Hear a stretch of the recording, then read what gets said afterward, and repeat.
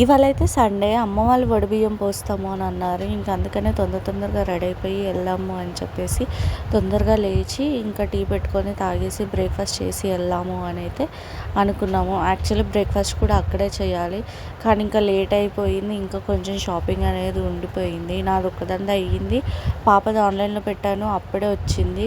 ఇంకా మా ఇద్దరిది సెట్ అయింది, కానీ ఇంకా బాబుది అయినది ఇంకా సెట్ అవ్వలేదు. ఇంకా షాపింగ్ చేద్దాము అని చెప్పి రోజు తిరుగుతున్నాం, కానీ అంత మంచిగా ఏం దొరకట్లేదు. మా దగ్గర ఉన్న షాపింగ్ మాల్స్ అన్నిట్లో వెళ్ళినాము, కానీ మంచిగా ఏం దొరకట్లేదు. ఇంకా నచ్చట్లేదు కదా అని చెప్పేసి వేరే దగ్గర ఎక్కడైనా చూద్దాము, ఇంక ఇప్పుడు ఏదైనా పర్లేదు చూసి తీసుకుందాము అని అనుకున్నాము. అలాగే ఇంకా బాబుకి డైలీ వేర్కి ఏదైనా కొంచెం కంఫర్టబుల్గా ఉండేటివి అక్కడ కొంచెం మంచిగా ఉంటాయి డీమార్ట్లో అయితే, అందుకని చెప్పేసి తీసుకుందాము అని అక్కడికైతే స్టార్ట్ అవుతున్నాము. ఈలోపు ఇంకా బాగా ఎండలు ఉన్నాయి అని చెప్పేసి సన్స్క్రీన్ అయితే బాగా పూసుకొని అయితే వెళ్తున్నాను.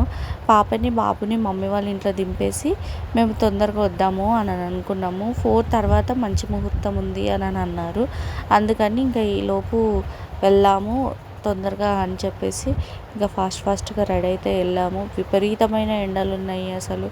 ఒక 2 అవర్స్ ఏమో వెళ్ళాం మేము బయటికి. ఈ 2 అవర్స్లలో చాలా డీహైడ్రేట్ అయిపోయి ఇంక ఇంటికి వచ్చేసరికి మొత్తం ఇట్లా పడిపోయాము. ఎండలు కూడా చాలా విపరీతంగా ఉన్నాయి. ఇంకా ఈ ఎర్రగడ్డ మార్కెట్లో అయితే నాకు ఉన్నంతసేపు నాకు ఇలా ఏదో రకమైన ఫీలింగ్ వచ్చేసింది.